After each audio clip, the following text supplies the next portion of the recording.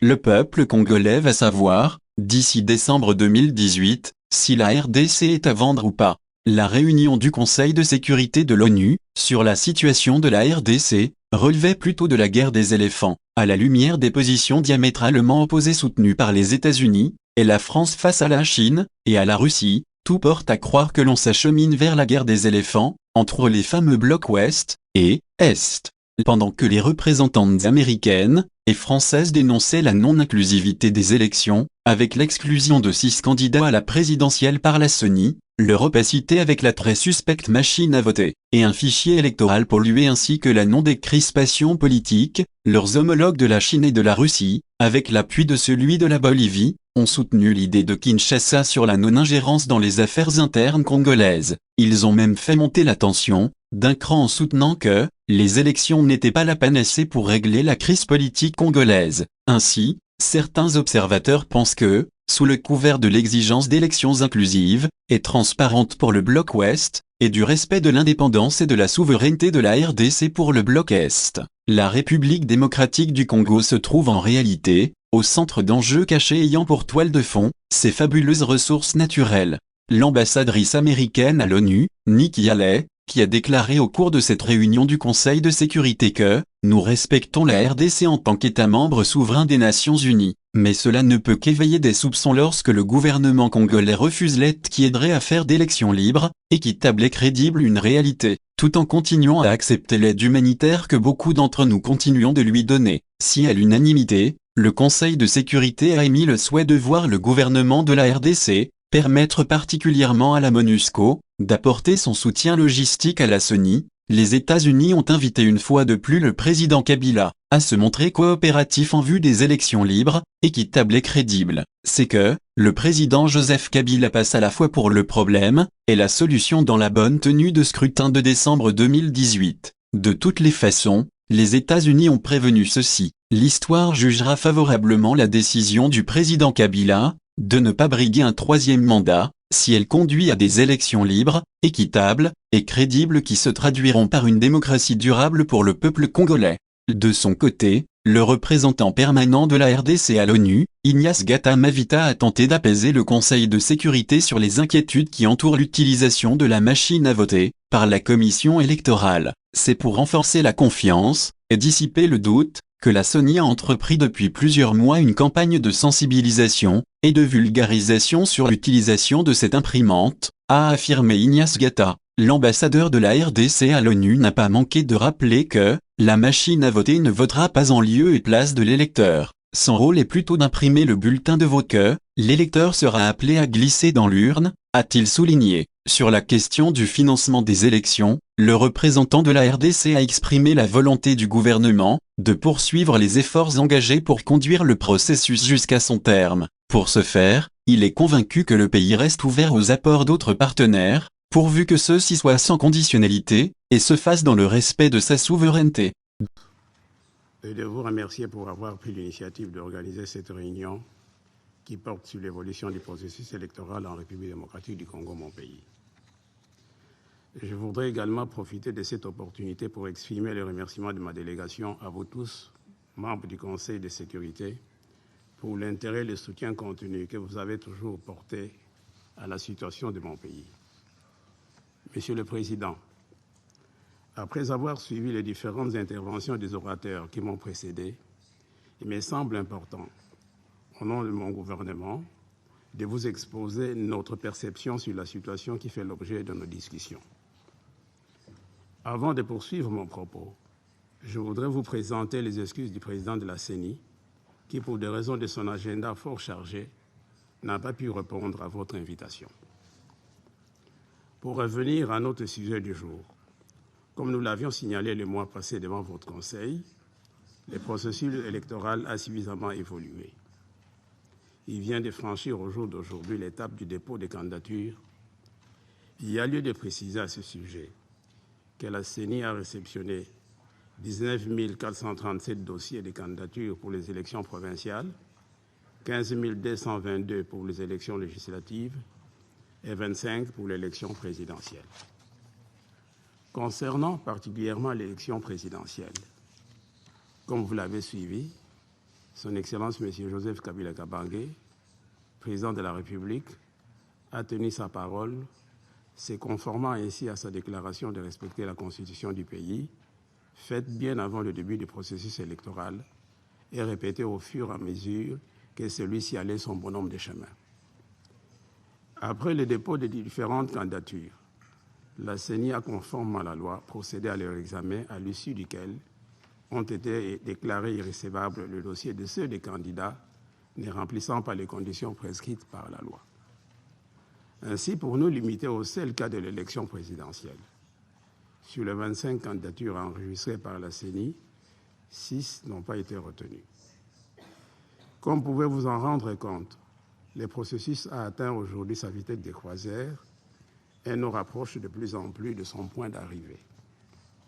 Monsieur le Président, en dépit des efforts énormes et très appréciables fournis par le gouvernement et la CENI pour atteindre le résultat auquel le processus est parvenu aujourd'hui, certains parmi vous continuent à se montrer sceptiques et à se poser des questions, parmi lesquelles 5 me semblent particulièrement importantes et méritent un éclaircissement de notre part. Il s'agit des questions relatives à la machine à voter, aux 6 millions d'électeurs potentiels enregistrés sans empreinte digitale, au financement des élections, à la logistique et à la décrispation du climat politique. S'agissant de la machine à voter, la CENI est consciente des appréhensions que soulèvent certains d'entre vous. Les Congolais eux-mêmes les ont aussi soulevées. C'est pour faire face à cette situation, en vue de renforcer la confiance et de dissiper le doute, que la CENI a entrepris depuis plusieurs mois une campagne de sensibilisation et de vulgarisation sur l'utilisation de dites machines. Cette campagne, qui a débuté avec les partis et regroupements politiques de l'opposition et de la majorité, ainsi que la société civile, se poursuit aujourd'hui au niveau de l'arrière-pays avec la population rurale. Comme nous l'avons déjà souligné devant votre Conseil, lors de la réunion du 21 juillet 2018, bien qu'appelée à tort machine à voter, celle-ci ne votera pas en lieu et place de l'électeur. Son rôle est d'imprimer le bulletin de vote que le lecteur sera appelé à glisser dans l'urne. En tout état de cause, ma délégation vous rassure du fait que la CENI reste ouverte et pourra vous fournir toutes les précisions que votre Conseil souhaiterait obtenir d'elle sur les aspects techniques liés à l'utilisation de ces machines. Pour ce qui est de 6 millions d'électeurs enregistrés sans empreinte digitale, l'Organisation internationale de la francophonie, qui a effectué l'audit du fichier électoral et qui a constaté cette situation, a formulé des recommandations pour l'amélioration du dit fichier. La CENI y travaille. Il est aussi important de préciser ici que l'Organisation internationale de la francophonie a souligné dans ses conclusions que cette situation ne remettait pas en cause la qualité des lecteurs des personnes concernées. En effet, l'Organisation internationale de la francophonie affirme à ce sujet dans ses conclusions ce qui suit, je cite: « La présence de lecteurs sans empreinte à hauteur de 16,6% répartis sur l'ensemble du territoire national ne remet pas pour autant en cause, conformément à la loi, leur qualité de lecteur. » Fin de citation. En fin de compte, il est important de souligner ici que l'audit réalisé par l'OIF est le résultat de la volonté du gouvernement et de la CENI, et dont le but est d'assurer la transparence du processus pour sa crédibilité. Concernant le financement des élections et la logistique, la détermination du gouvernement de poursuivre les efforts engagés pour conduire le processus jusqu'à son terme demeure avec le seul financement du pays. Comme nous l'avons toujours souligné, notre pays reste ouvert aux apports d'autres partenaires, pourvu que ceux-ci soient fournis sans conditionnalité et se fassent dans le respect de sa souveraineté. Enfin, quant à la décrispation du climat politique, pour ne pas revenir sur des explications qui vous ont déjà été fournies dans nos précédentes interventions, il nous semble important de nous résumer en vous disant que le gouvernement a déjà pris une série de mesures pour répondre aux exigences formulées dans l'accord politique du 31 décembre 2016, en rapport avec la libération des prisonniers dits politiques. Ceux qui faisaient partie de cette catégorie ont été effectivement mis en liberté. Les cas restés pendants, dits emblématiques, que nous avons aussi souvent évoqués devant vous, concernent des personnes qui se sont rendues coupables d'infractions de droit commun. Vous conviendrez avec nous que le pouvoir public, qui sont censés protéger le plus faible et promouvoir l'état des droits et l'égalité des citoyens devant la justice, ne peuvent interférer dans ce genre de situations sans violer la Constitution en créant dans le pays une justice à double vitesse. Je ne peux clore avec ces points sans revenir sur le point concernant les cas de contestation que pourraient engager ceux des candidats dont les dossiers ont été déclarés irrécevables. Ma délégation tient à informer votre Conseil que les élections s'organisent dans tous les pays du monde sur base d'une loi électorale qui définit les conditions que doivent remplir les candidats. Il en est de même pour la République démocratique du Congo.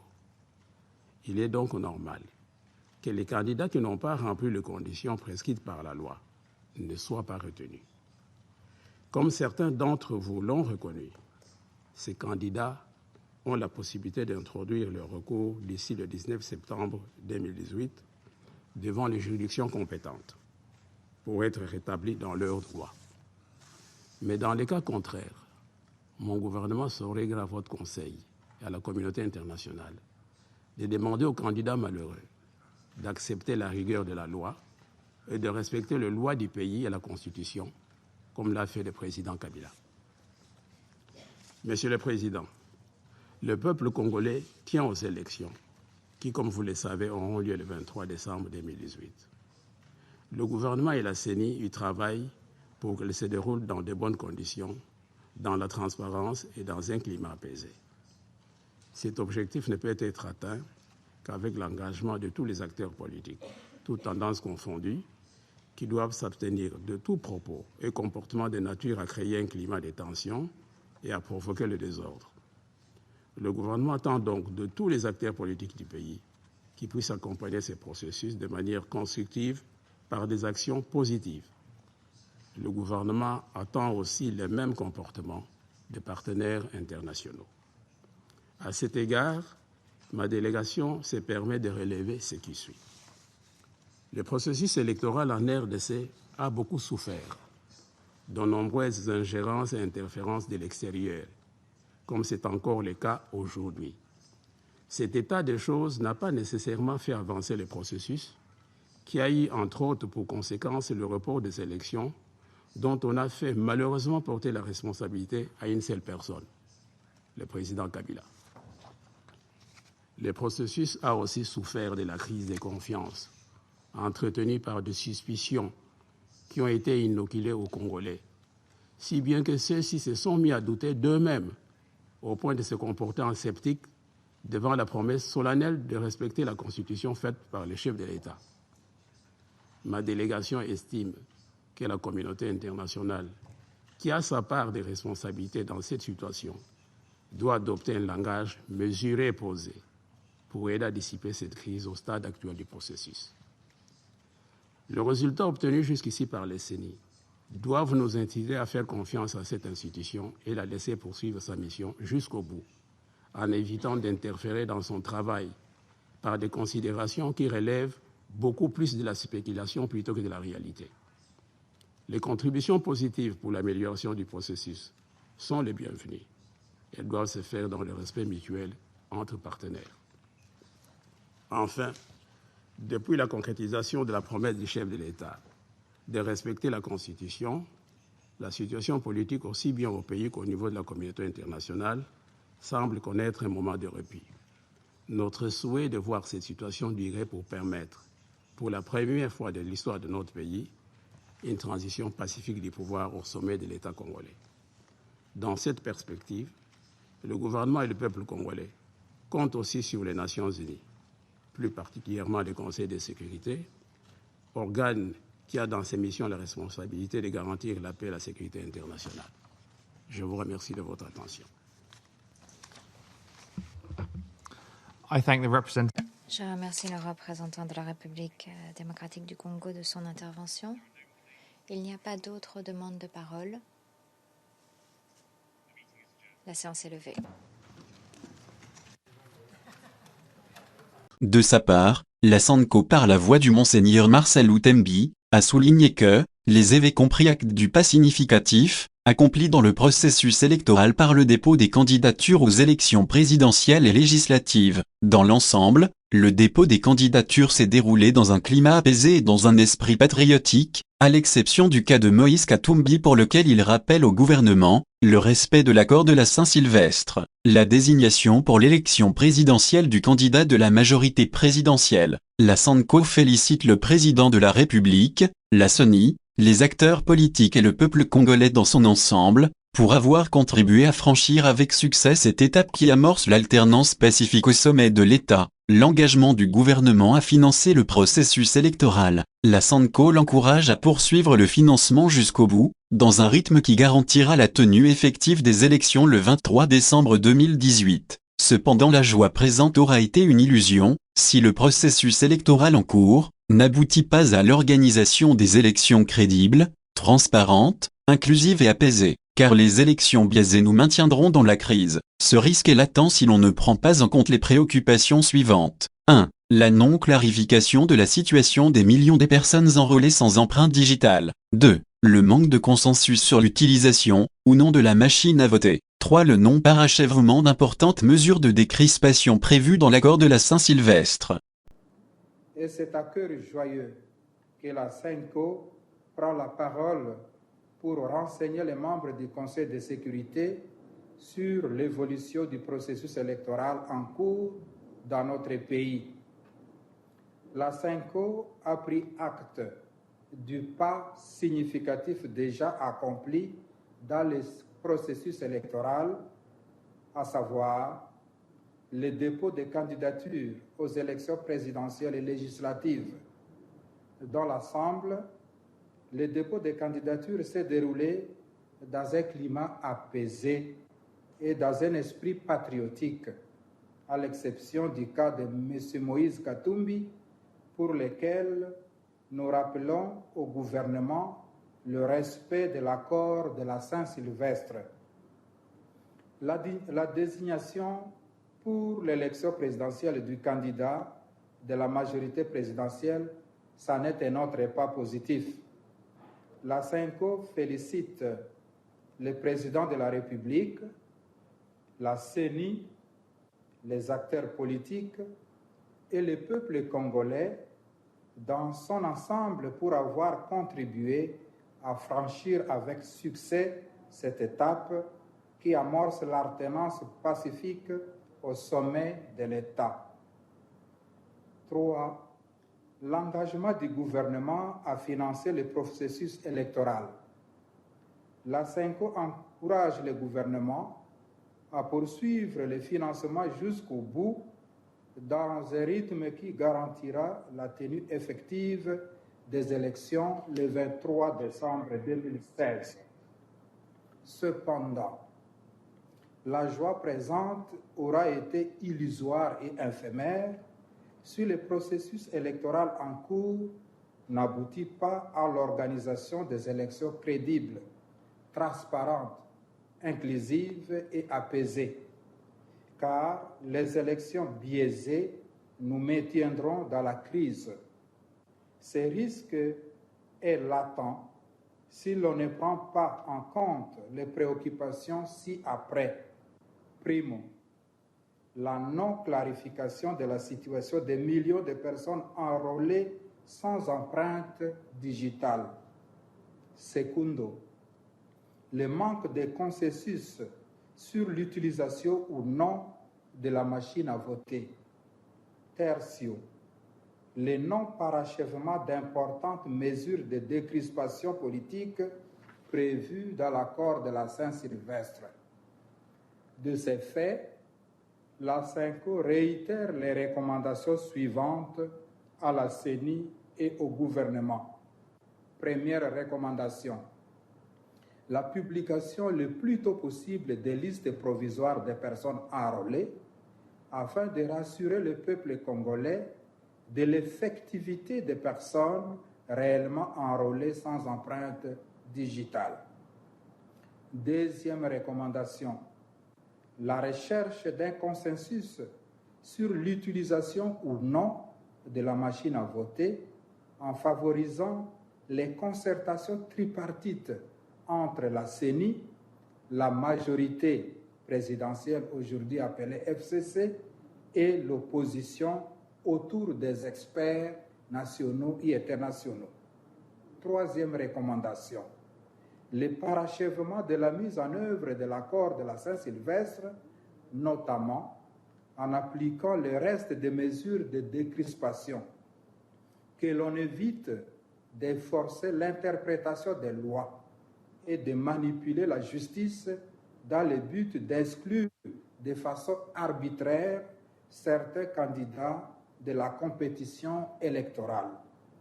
Les élections non inclusives constitueront un préjudice au processus de la pacification du pays. Quatrième recommandation, la facilitation de l'observation des élections aux organisations nationales et internationales qui en ont la compétence et qui expriment le vœu de participer au rendez-vous électoral du 23 décembre 2018, ce qui est une preuve que l'on n'a rien à cacher tout au long de ce processus. La crédibilité des élections dépend énormément de l'observation de ces élections par des groupes nationaux et internationaux qui en sont intéressés. La CENCO entend contribuer à l'observation des prochaines élections. Elle envisage de déployer 1026 observateurs à long terme et 40 000 observateurs à court terme. Elle compte sur l'engagement de la CENI à accréditer tous ces observateurs qui seront bien formés et à leur faciliter cet important travail qui contribuera sans doute à l'apaisement du climat post-électoral.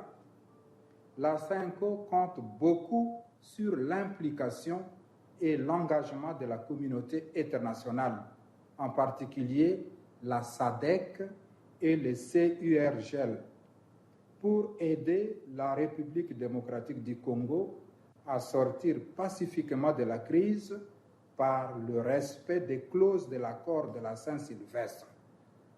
Madame la Présidente, Congo Synthèse. La synthèse des infos de la RDC, l'Afrique et le reste du monde. Une seule adresse. www.congosynthèse.com.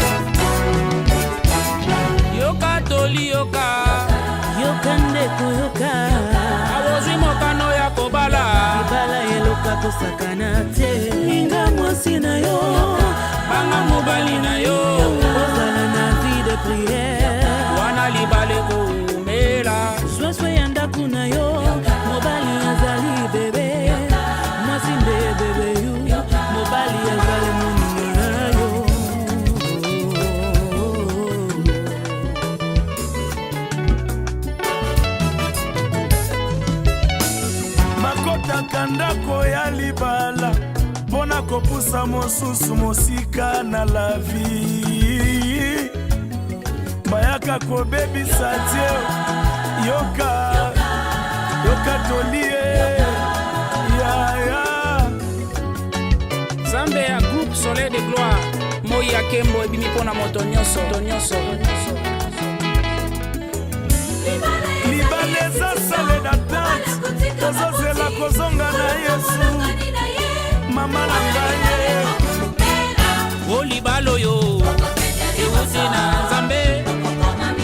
esheke koya te